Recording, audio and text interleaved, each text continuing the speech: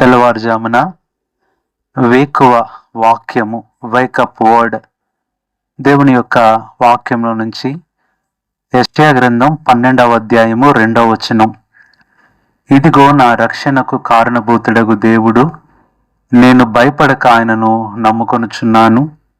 యెహోవా, యెహోవాయే నాకు బలము, ఆయనే నా కీర్తనకాస్పదము, ఆయన నాకు రక్షణాధారం ఆయను.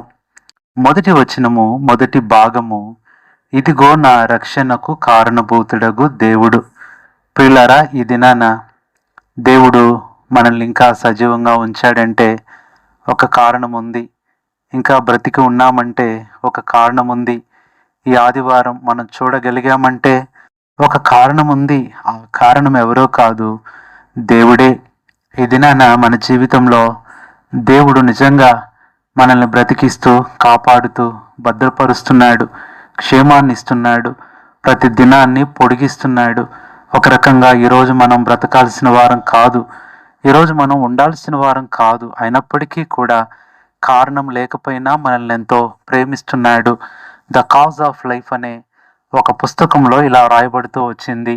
ఒకసారి ఒక సహోదరి ఎంతో రద్దీగా ఉన్న ఒక బస్సులో త్వరగా వెళ్ళి ఒక పెద్ద బ్యాగ్ తీసుకొని ఒక వ్యక్తి పక్కనే కూర్చొని ఉంటే, ఆ సీట్ ఖాళీ ఉంటే వేగంగా వెళ్ళి అక్కడ కూర్చుంది.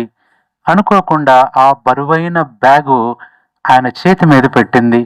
అది నిజంగా అంత బరువైన ఆ బ్యాగు చేతి మీద పడేసరికి ఆ వ్యక్తి ఎంతో బాధతో అల్లాడిపోయాడు. అంత మాత్రమే కాదు, ఆయన నిశ్శబ్దంగా అలాగే కూర్చున్నాడు, కానీ ఒక్క మాట కూడా మాట్లాడలేదు.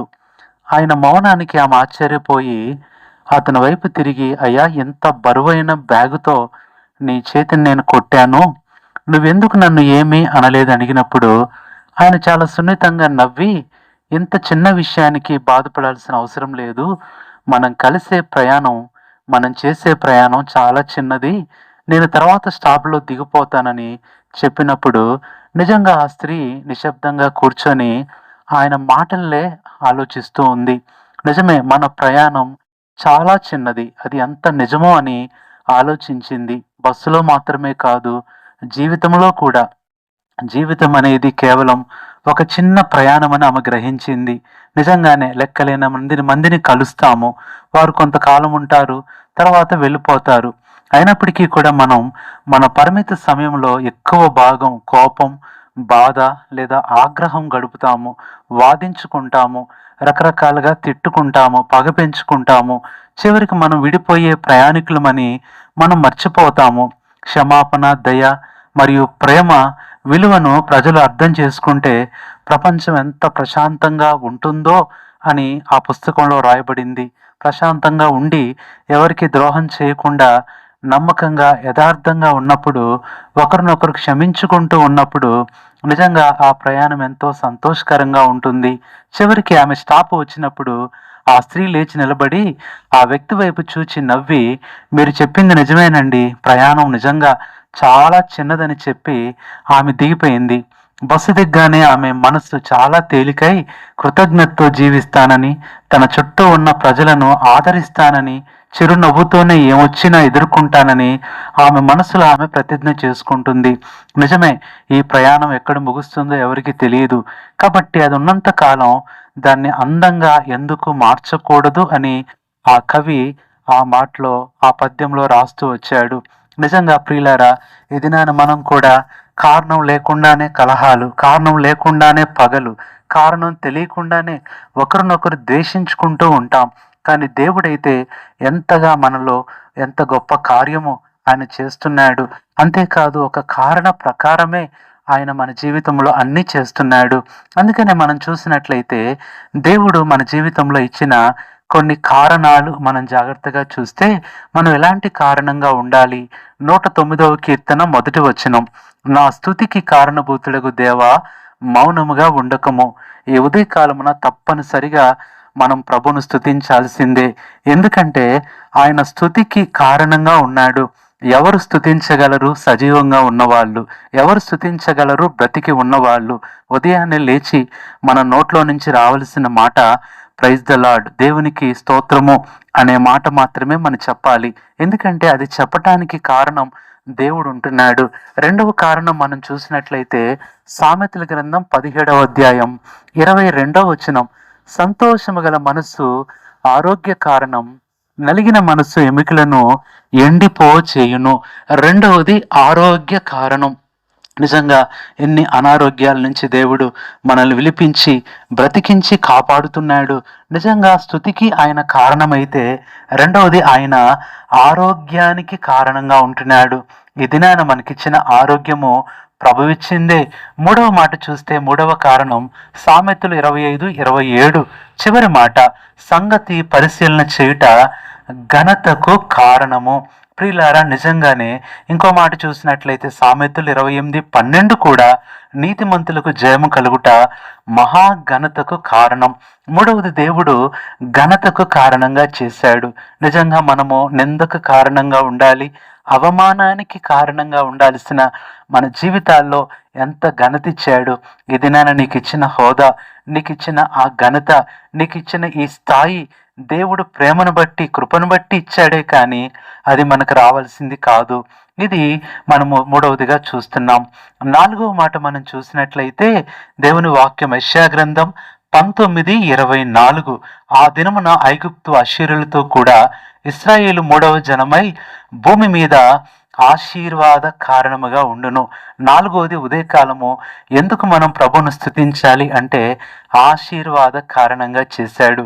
మనల్ని ఆశీర్వదించడమే కాదు, మీకు తెలుసా ఈ దినాన మీ ఆఫీసు దీవించబడుతుందంటే అది కేవలం మిమ్మల్ని బట్టే. మీ వ్యాపారం, మీరు పనిచేస్తున్న చోట వారిని దేవుడు దీవిస్తున్నాడంటే కేవలం అది మీ వలనే. నువ్వు ఉంటున్న ప్రాంతంలో ప్రజల్ని దేవుడు కాపాడుతున్నాడంటే అది కేవలం నీ కారణాన్ని బట్టే. ఇది వాళ్ళకు తెలియకపోయినా అది మనకు తెలుసు. దేవుడు ఆశీర్వాద కారణంగా నిన్ను నన్ను చేస్తూ వచ్చాడు. ఇది నాలుగవది.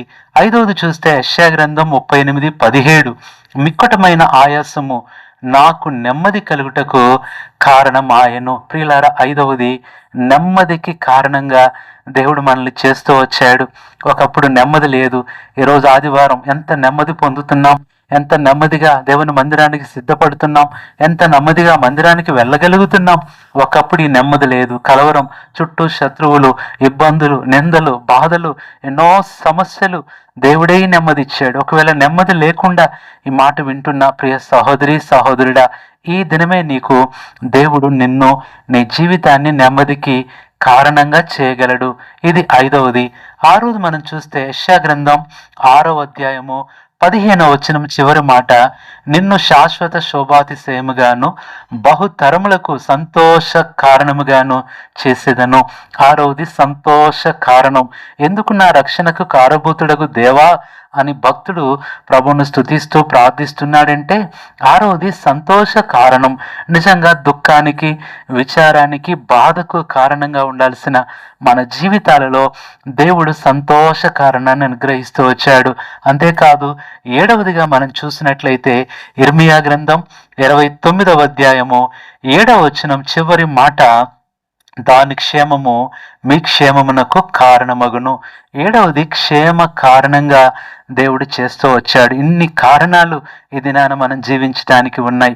ఇన్ని కారణాలు దేవుని మనం స్తుతించడానికి ఉన్నాయి. ఇన్ని కారణాలు ఈరోజు దేవుని మందిరానికి మనం వెళ్ళాలి అని చెప్తుంటే ఇంకా ఎవరైనా దేవుని మందిరానికి వెళ్లకుండా ఇంట్లోనే ఉండిపోయావేమో, ఆగిపోయావేమో. మనుషులను చూడొద్దు, పరిస్థితులను చూడొద్దు, ప్రభువును చూడు. ప్రభు వైపు చూసి ఆయన సన్నిధికి వెళ్ళు. అవును ప్రభువా, నువ్వు నా రక్షణకు కారణం, నువ్వు నా స్తుతికి కారణం అని నువ్వు కూడా ప్రభువును స్తుతించు. నీ జీవితంలో ఇంకెన్నో గొప్ప కారణాలు చూస్తావు.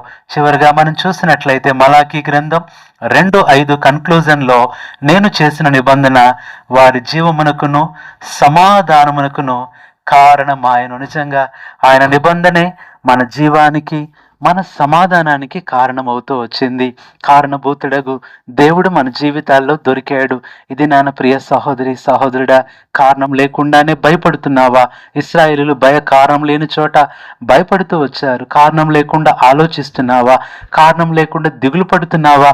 కారణం లేకుండానే నీ సహోదరుడిని సహోదరిని ద్వేషిస్తున్నావా, పగపడుతున్నావా, అవన్నీ వదిలేసాయి. దేవుడు దైవ కారణంగా మన జీవితాల్లో ఇన్ని కార్యాలు చేస్తూ వచ్చాడు. ఈరోజు ఇంకా బ్రతికి ఉన్నామంటే ఆ కారణం ప్రభువే. ఆయన కృపే దీనికి కారణం. ఆయన ప్రేమే కారణం.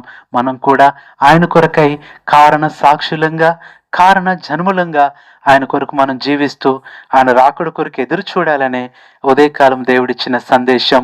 కాబట్టి నా రక్షణకు కారణభూతుడగు దేవా, ప్రార్థన. పరిశుద్ధుడు అయిన తండ్రి, ప్రభునేసు క్రీస్తు నామంలో నీ పాదములకు వందనాలు చెల్లిస్తూ ఏ ఉదయకాల సమయంలో తెల్లవారుజామున ప్రభు దినాన మాతో మాట్లాడుతూ వచ్చారు.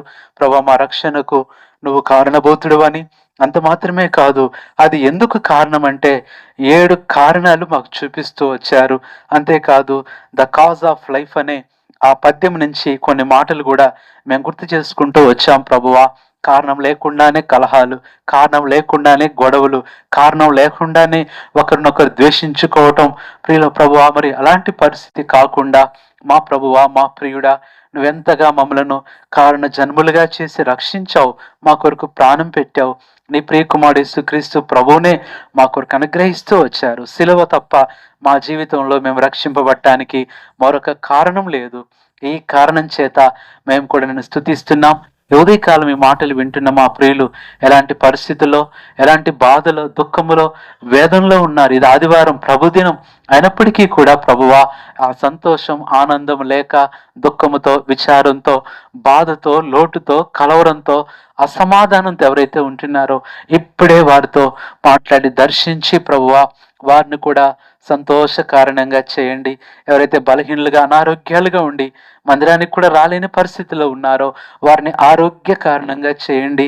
దిగులుతో, వేదనతో బాధపడిపోయి నష్టపోయిన వారిని ఇప్పుడే క్షేమ కారణంగా చేయండి.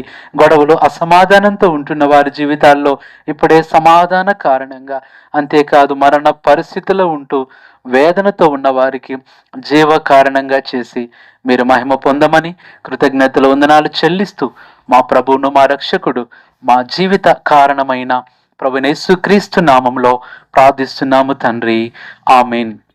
మన తండ్రి అయిన దేవుని ప్రేమ, మన ప్రభువైన యేసుక్రీస్తు కృప, పరిశుద్ధాత్మ అన్యోన్య సహవాసం మనందరికీ సదాకాలం తోడయుండి నడిపించునుగాక. ఆమేన్.